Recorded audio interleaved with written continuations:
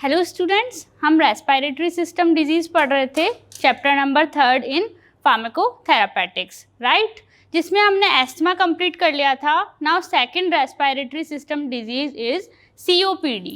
COPD means chronic obstructive pulmonary disease. Chronic obstructive pulmonary disease, it's a group of respiratory tract disease which is characterized by blockage in airflow, difficulty in breathing and other respiratory problems. Okay, तो इसमें group है ये disease का, जिसमें 2-3 disease mix है, जिन इस group को completely क्या बोलते हैं? COPD. फर्स्ट है इसमें एम्फीसीमा, सेकंड है इसके अंदर क्रॉनिक ब्रोंकाइटिस और समटाइम्स इसमें अस्थमा को भी इंक्लूड किया गया है, जो मैं आपको पढ़ा चुकी हूँ, राइट। मेनली इसमें 2 डिजीज़ को इंक्लूड किया है। It's a group of disease emphysema and chronic bronchitis. और कॉजेज इसमें सेम जो एस्थमा के कॉजेज थे, क्योंकि रेस्पिरेटरी ट्रैक्ट डिजीज़ है, तो जो हमें एयरवेज में प्रॉब्लम कर सकता है, जो इन्फेक्शन कर सकता है एयरवेज में, means lungs, trachea, bronchi, bronchioles, alveoli, इन जो एयरवेज के अंदर जो प्रॉब्लम कॉज कर सकते हैं, वो सारे कॉजेज क्या होंगे? COPD के कॉजेज, ठीक है। एम्फीसीमा में क्या होता है? नॉर्मली एल्वेलाइज, जो मैंने आपको एस्थमा में जो डायग्राम बताया था, इस तरह से एयरवेज हमारे डिवाइडेड होते हैं, राइट। ये जो लास्ट लंग्स के अंदर ब्रोंकाइज एंड ब्रोंक्यूल्स के लास्ट पॉइंट पे इस तरह से बबल्स बलून शेप में ऑर्गन होता है, इसे बोलते हैं एल्वेलाइज। एल्वेलाइज क्या होते हैं? इनके अंदर एयर सैक्स होते हैं, यानी स्पेस होता है एयर के लिए। इनका मेनली काम क्या होता है? जो हमारे लंग्स के अंदर गैसेस एक्सचेंज होता है, वो एल्वेलाइज ही करते हैं। ऑक्सीजन को बॉडी में ट्रांसफ़र करते हैं एंड CO2 को बॉडी से बाहर, ठीक है। तो एल्वेलाइज क्या करते हैं? गैसियस एक्सचेंज, ऑक्सीजन को रख लेते हैं और CO2 को एक्सहेल कर देते हैं, बाहर निकाल देते हैं, ठीक है। ऑक्सीजन तो हमारे ऑर्गन्स में, ब्लड में सप्लाई हो जाती है और CO2 हमारी बॉडी से आउट एक्सहेल हो जाती है, ठीक है। तो ये एल्वेलाइज क्या करती है? गैसेस एक्सचेंज का काम करती है। एम्फीसीमा के अंदर ये एल्वेलाइज की वॉल्स डिस्ट्रॉय हो जाती है और एल्वेलाइज डिस्ट्रॉय हो जाती है, ठीक है। तो ये एल्वेलाइज अपना वर्क करना बंद कर देती है, जिसकी वजह से गैसियस एक्सचेंज बॉडी में रुक जाता है और ब्रीदिंग में प्रॉब्लम कॉज होती है, ओके। तो एम्फीसीमा क्या हो गया? एल्वेलाइज की वॉल्स के अंदर डिसऑर्डर, मीन्स वॉल्स का डैमेज होना, okay. Second is chronic bronchitis, इसको हम डिटेल से पढ़ते हैं। एम्फीसीमा को ब्रोंकाइटिस के बाद बताऊंगी, अभी मैंने सिर्फ इंट्रोडक्शन बताया कि एम्फीसीमा होता क्या है। Now we will start chronic bronchitis. First is bronchitis, okay. Bronchitis क्या है? Bronchitis is the condition of inflammation in airways because of certain infection. ये इन्फ्लामेशन डस्ट, स्मोक, फ्यूम्स, इनकी वजह से भी हो सकता है, या फिर किसी बैक्टीरिया या फिर माइक्रो ऑर्गेनिज्म के इन्फेक्शन की वजह से भी हो सकता है। जो भी एयरवेज है, या हम जैसे बात करें लंग्स, ब्रोंकाइज, एल्वेलाइज, इन एयरवेज के अंदर इन्फ्लामेशन कंडीशन होती है, क्रॉनिक इन्फ्लामेशन, नॉर्मल इन्फ्लामेशन नहीं, क्रॉनिक इन्फ्लामेशन, यानी बहुत ज़्यादा इन्फ्लामेशन होना। उस इन्फ्लामेशन की वजह से क्या होता है? वही मैंने आपको जो बताया था, पैसेज नैरो हो जाता है और एयरवेज क्या हो जाता है? कॉन्स्ट्रिक्ट, नैरो, जिसकी वजह से नॉर्मल ब्रीदिंग अफेक्ट होती है, ब्रीदिंग की शॉर्टनेस हो जाती है और हम नॉर्मली ब्रीद नहीं कर पाते। एस्थमा कंडीशन जो मैंने आपको बताई थी, वैसे ही ब्रोंकाइटिस में भी इस तरह से एयरवेज नैरो हो जाते हैं, ओके।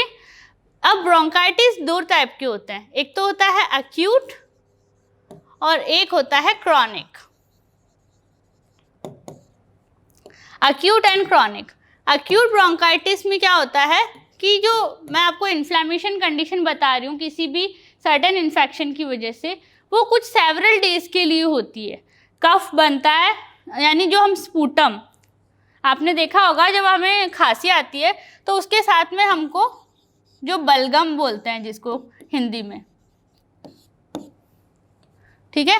खांसी होती है, उसके साथ में स्पूटम बनता है, उस स्पूटम में कफ कुछ दिनों के लिए, सेवरल डेज के लिए बनता है, तो उसे बोलते हैं अक्यूट। और कुछ दिनों के लिए ब्रीदिंग में शॉर्टनेस होती है। जैसे आप एक्सरसाइज कंडीशंस की बात करो, तो किसी ने एक्सरसाइज स्टार्ट की है, नॉर्मली वो एक्सरसाइजेस नहीं करते, बट उन्होंने एक्सरसाइज करना स्टार्ट किया है, तो उनको ब्रीदिंग में थोड़ी प्रॉब्लम आएगी, उनकी सांस ज़्यादा फूलती है, जिन्होंने नई नई एक्सरसाइज स्टार्ट की है। बट वो जब हैबिचुअल हो जाते हैं तो उनको ये प्रॉब्लम होना बंद हो जाती है। तो अक्यूट कंडीशंस जो होती है वो कुछ स्पेसिफिक कंडीशंस की वजह से और कुछ लिमिटेड टाइम के लिए ही होती है, जिसे हम क्रॉनिक नहीं कह सकते, इतनी सीरियस नहीं बोल सकते, बट ये अक्यूट ब्रोंकाइटिस में आती है, ठीक है। क्रॉनिक जो होती है इट मीन्स सीरियस प्रॉब्लम, यानी 3-3 महीने तक उनको खांसी नहीं रुक रही है, या फिर काफ़ी टाइम तक 3 to 6 मंथ तक उनके साथ में ऐसा हो रहा है कि कफ में स्पूटम में कफ है, राइट। यानी बलगम में उनके जो उनको स्पिट करते हैं उसके अंदर उनके स्पूटम पाया जाता है, ठीक है। कफ का होना ये काफ़ी लंबे टाइम तक for 3 to 6 months, that condition called chronic bronchitis. Okay, तो ब्रोंकाइटिस समझ में आया। जो इन्फ्लेमेशन है एयरवेज के अंदर, अगर वो कुछ टाइम के लिए होता है तो वो अक्यूट, और अगर वो लंबे टाइम के लिए होता है तो क्रॉनिक। और है क्या, इन्फ्लेमेशन की वजह से एयरवेज हो जाते हैं नैरो, और जिसकी वजह से डिफ़िकल्टी आती है ब्रीदिंग में, right. That's called bronchitis. Now causative agents. Causative agents क्या है ब्रोंकाइटिस के? जैसे मैंने आपको एस्थमा में बताए थे, वैसे ही ब्रोंकाइटिस में कॉजेटिव एजेंट सेम है। Air pollution, smoke, dust particles, animal danders and viruses, mycobacteria. यानी अगर किसी ने हमारे आसपास में स्नीज़ किया है, यानी छींका है, और उनको कोई इन्फेक्शन है, उनको कोल्ड है, तो उनकी जो वाटर ड्रॉपलेट्स है, स्नीजिंग की वजह से जो वाटर ड्रॉपलेट्स है जो एनवायरनमेंट में स्प्रेड आउट हो चुकी है, ठीक है। और अगर किसी नॉन इन्फेक्टेड पर्सन ने उनको इनहेल कर लिया, ओके, जिसमें क्या है, माइक्रोबैक्टीरियाज प्रेजेंट है, वायरसेस प्रेजेंट है, वो इनहेल करने से वो इन्फेक्शन उनकी बॉडी में चला गया, राइट। ब्रीदिंग के through inhalation of water droplets of infective person. Infective person की वाटर ड्रॉपलेट्स हम ब्रीदिंग के थ्रू अगर इनहेल कर लेते हैं अपनी बॉडी में, तो उससे हमें इन्फेक्शन होने के चांसेस बढ़ जाते हैं। इसलिए तो बोलते हैं स्नीजिंग के टाइम कवर करना चाहिए नोज़ को और माउथ को, राइट। तो वैसे ही इन्फेक्शन नहीं होगा इससे, अगर हम कवर करेंगे तो ये इन्फेक्शन का क्या हो गया, एक मीडियम हो गया। तो ये कॉजेटिव एजेंट स्नीजिंग में वाटर ड्रॉपलेट्स का इनहेल करना, ये भी इसमें प्रेजेंट है। इसके अलावा मैंने आपको बता दिया dust particles, animal danders, smoke, fumes और एयर पोल्यूशन में एक्सपोजर, यानी बहुत ज़्यादा पोल्यूशन है वहाँ पे, आप बिना कवर, अपनी नोज़ को बिना कवर किए, अपने माउथ को बिना कवर किए अगर प्रेजेंट है, तो एयर पोल्यूशन में एक्सपोजर की वजह से भी इन्फेक्शन हो सकता है, ओके। और वायरस, माइक्रोबैक्टीरिया इन्फेक्शन और एक्सट्रीम कोल्ड कंडीशन, जो मैंने आपको एस्थमा में बताई थी, वैसे ही बहुत ज़्यादा कोल्ड कंडीशन के अंदर भी ब्रोंकाइटिस होने के चांसेस होते हैं, ठीक है। तो ये थे इसके कॉजेटिव एजेंट्स। होता क्या है, म्यूकस मेम्ब्रेन, जो मैंने आपको म्यूकस बताया था, slippery gelatinous product, 95% water and 5% protein. Mucus membrane क्या हो जाती है, स्वेल हो जाती है, एक्सट्रीम स्वेल हो जाती है। और जो म्यूकस प्रोडक्ट है, जो म्यूकस प्रोड्यूस कर रही है म्यूकस मेम्ब्रेन, वो भी क्या हो जाता है, थिक हो जाता है। उस म्यूकस के थिक होने की वजह से जो नॉर्मल एयर का एक्सचेंज हो रहा था वो नहीं हो पाता, और एयरवेज क्या हो जाते हैं, narrow. Thick mucus easily flow भी नहीं करेगा। कोई चीज़ थिक होगी तो इजी फ्लो करेगी, या फिर वो थिन होगी तब इजी फ्लो करेगी? ऑब्वियसली थिन होगी तब करेगी ना। तो थिक म्यूकस क्या करता है, नॉर्मली फ्लो नहीं कर पाता, म्यूकस मेम्ब्रेन क्या हो जाएगी, स्वेल। तो that is the causative agent of bronchitis. Now aetiopathogenesis of bronchitis. Aetiopathogenesis of bronchitis में क्या है, कैसे ब्रोंकाइटिस होता है, उसकी हम इटियोपैथोजेनेसिस देखते हैं। फर्स्ट मैंने आपको बताया कि जो माइक्रोबैक्टीरियम्स है, जो वायरसेस है, वो ड्रॉपलेट्स के थ्रू हमारी बॉडी में जाते हैं। अगर कोई इन्फेक्टेड पर्सन हमारे आसपास स्नीजिंग या कफिंग करता है और हम उस टाइम अनकवर्ड है तो हमारी बॉडी में वो जा सकते हैं। ओके, और मैंने क्या बताया था, एयर पोल्यूशन, डस्ट, पार्टिकल्स, इनकी वजह से भी इन्फेक्शन होता है, राइट। तो ये क्या करते हैं, ये हमारी बॉडी में पहुँचे और इसकी वजह से क्या हुआ, जो एयरवेज है उनकी वॉल्स में इन्फ्लेमेशन हुआ, उनमें इन्फेक्शन हुआ, तो उनकी वजह से क्या हो गया, वो इन्फ्लैम हो गए, राइट। सबसे पहले mycobacteria, viruses, dust particles, pollutants जो कि हमारे कॉजेटिव एजेंट्स है, वो एयरवेज में पहुँचे, किसके थ्रू, ब्रीदिंग के थ्रू, इनहेलेशन के थ्रू।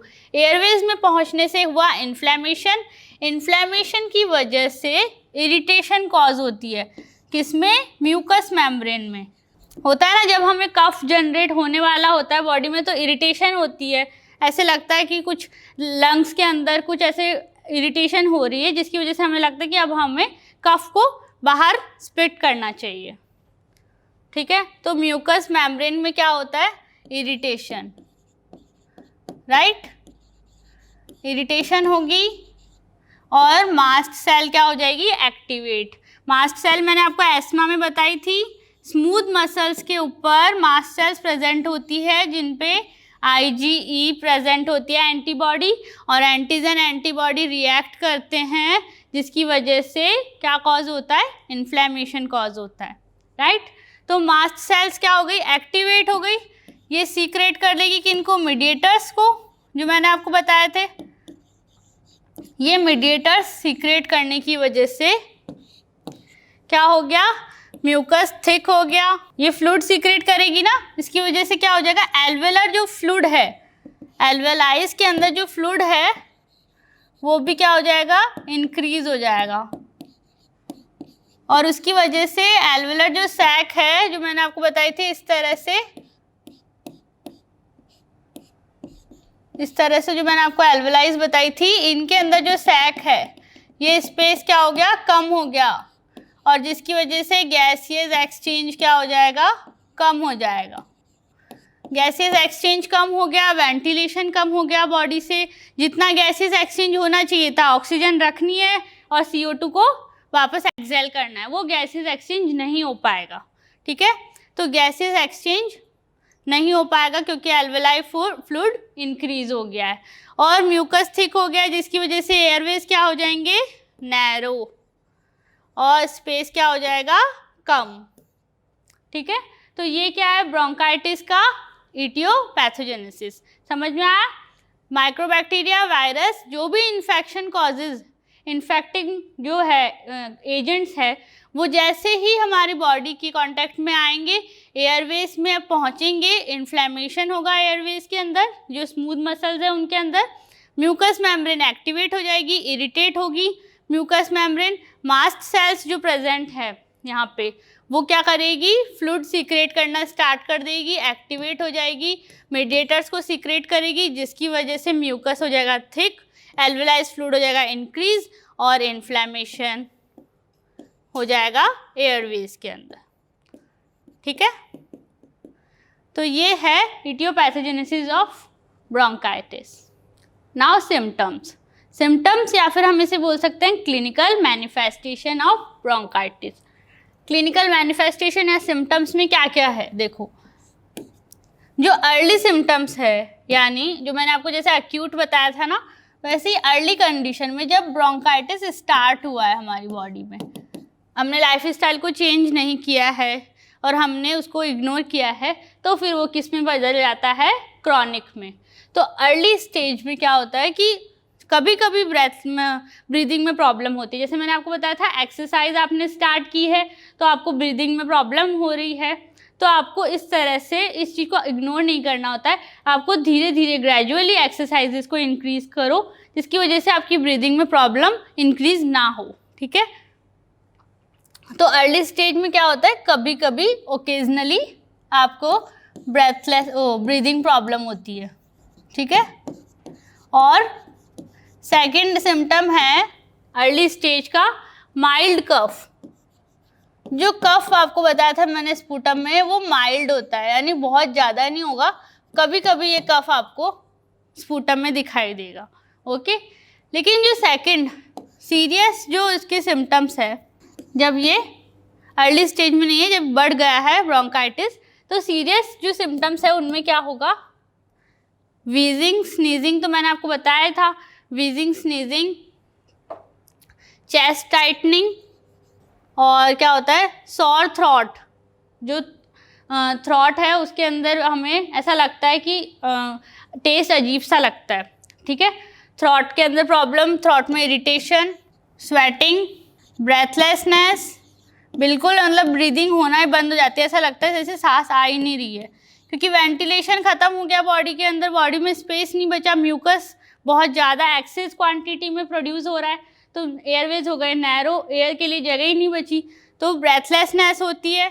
ठीक है, चेस्ट टाइटनिंग, और क्या बोलते हैं, हेडेक भी हो सकता है, और बॉडी में अलग अलग ऑर्गन्स में एक, यानी बॉडी में पेन स्टार्ट होना। ठीक है, ये हो गए सीरियस ब्रोंकाइटिस के सिम्टम्स। ओके, और इसके अलावा इंसोम्निया कंडीशन भी होती है इसके अंदर, नींद नहीं आना। ठीक है, lack of sleep, that's called insomnia condition. ये है serious symptoms of bronchitis. Now diagnosis, कैसे डायग्नोस किया जाता है ब्रोंकाइटिस को। फर्स्ट है इसके अंदर फिजिकल एग्जामिनेशन, फिजिकल टेस्ट किया जाता है, यानी देखी जाती है ब्रीदिंग रेट, कि नॉर्मल ब्रीदिंग कंडीशन है या फिर ब्रीदिंग में प्रॉब्लम है। ठीक है, यानी ब्रेथलेसनेस है या फिर ब्रीदिंग में प्रॉब्लम है, इरिटेशन कॉज हो रही है, या फिर बहुत ही शॉर्टनेस है ब्रीदिंग की, वो चेक की जाती है फिजिकल एग्जामिनेशन में। सेकंड इज एक्सरे, चेस्ट का एक्सरे किया जाता है और पता लगाया जाता है कि म्यूकस की कितनी क्वांटिटी है और एयरवेज कैसे है, नैरो है, स्वेल्ड है, इन्फ्लेम्ड है, या फिर नॉर्मल कंडीशन में है। ठीक है, चेस्ट एक्सरे से पता लगाया जाता है। Third is blood test, blood test करके पता लगाया जाता है कि म्यूकस कितना है। Fourth is sputum test, sputum test से पता लगाते हैं कि इसके अंदर म्यूकस की क्वांटिटी कितनी है। फिफ्थ इज पल्मोनरी,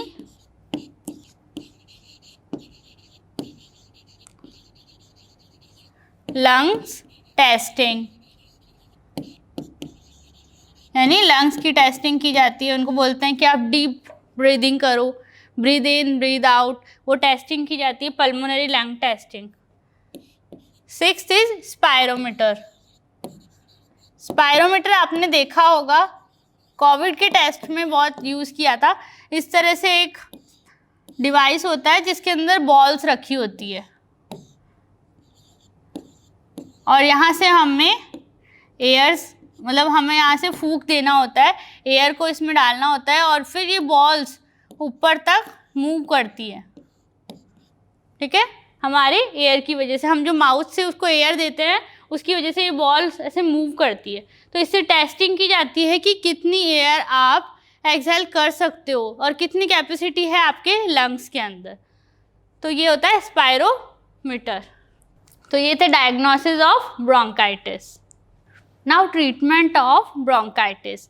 ट्रीटमेंट में जैसे मैंने आपको सारी डिजीज़ में बताया था, non pharmacological and pharmacological treatment होता है, वैसे ही ब्रोंकाइटिस में नॉन फार्माकोलॉजिकल ट्रीटमेंट, जो कि हमें पता है नॉन फार्माकोलॉजिकल ट्रीटमेंट में हम क्या करते हैं, अवॉइड स्मोकिंग, सिगरेट और जो फ्यूम्स है इनसे हमें दूर रहना है, डस्ट पार्टिकल से हमें दूर रहना है, पॉल्यूशन, एक्सपोजर ऑफ पॉल्यूशन हमें कम से कम रखना है, और अगर हमें पॉल्यूशन को फेस करना पड़ रहा है या हमें पॉल्यूटेंट एरियाज में जाना हो रहा है तो हम वहाँ पे मास्क लगाएंगे, कवर करना है हमें अपने नोज़ एंड माउथ को, ओके।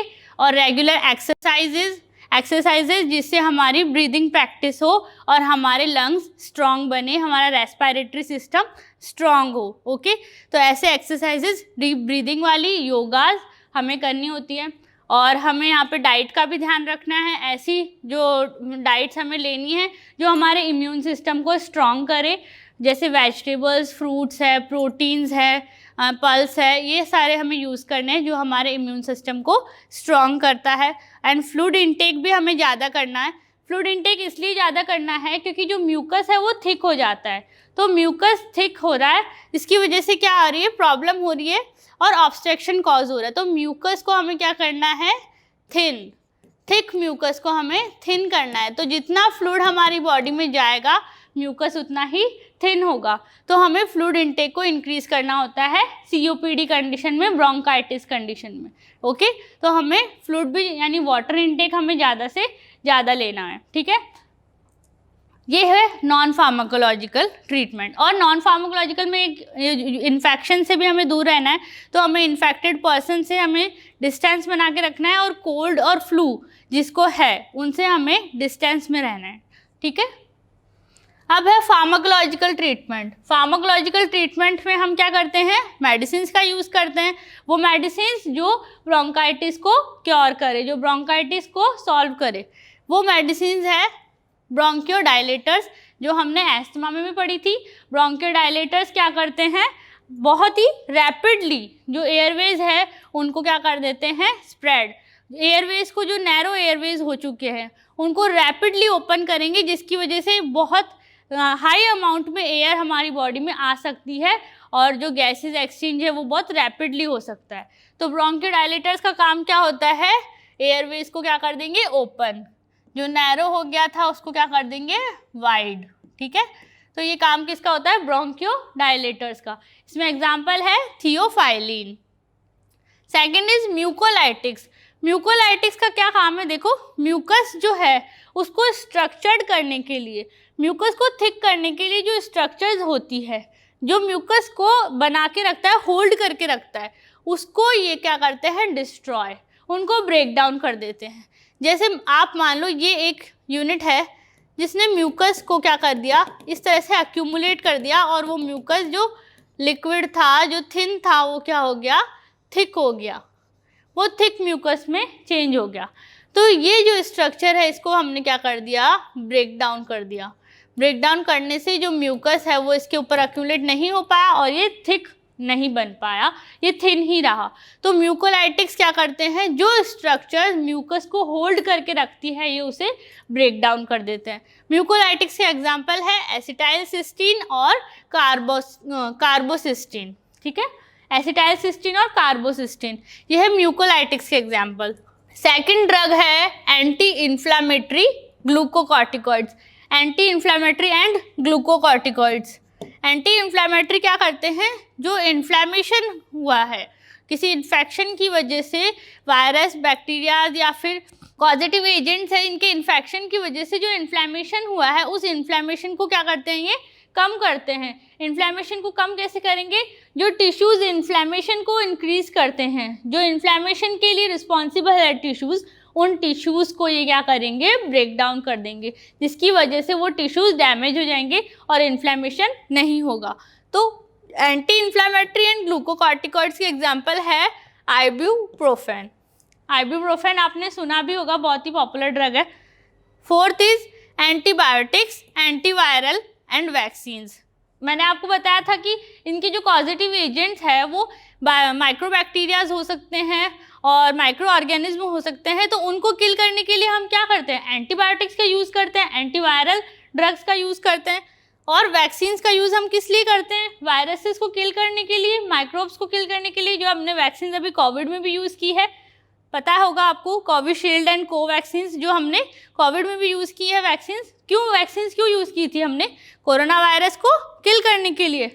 तो वैक्सीन्स क्या है, जो एंटीवायरल एंटीबायोटिक्स, ये वैक्सीन्स है ये क्या करती है, माइक्रोब्स को और जो बैक्टीरियाज है इनको, वायरसेस को किल कर देती है जो कि इन्फेक्शन कॉज करते हैं। तो एंटीबायोटिक्स, एंटीवायरल वैक्सीन्स में एग्जांपल है एमॉक्सिसिलिन, डॉक्सीसाइक्लिन। एमॉक्सिसिलिन और डॉक्सीसाइक्लिन ये है एंटीबायोटिक्स के एग्जांपल्स। इनके साथ में ही वैक्सीन्स की बात करें तो हम न्यूमोकोकल वैक्सीन्स, और आपने टिटेनस का भी देखा होगा, टिटेनस बूस्टर वैक्सीन्स होती है। तो न्यूमोकोकल वैक्सीन्स, टिटेनस वैक्सीन्स, ये एग्जांपल है वैक्सीन्स के, और एमॉक्सिसिलिन और डॉक्सीसाइक्लिन एंटीबायोटिक एंटीवायरल्स के एग्जांपल्स है।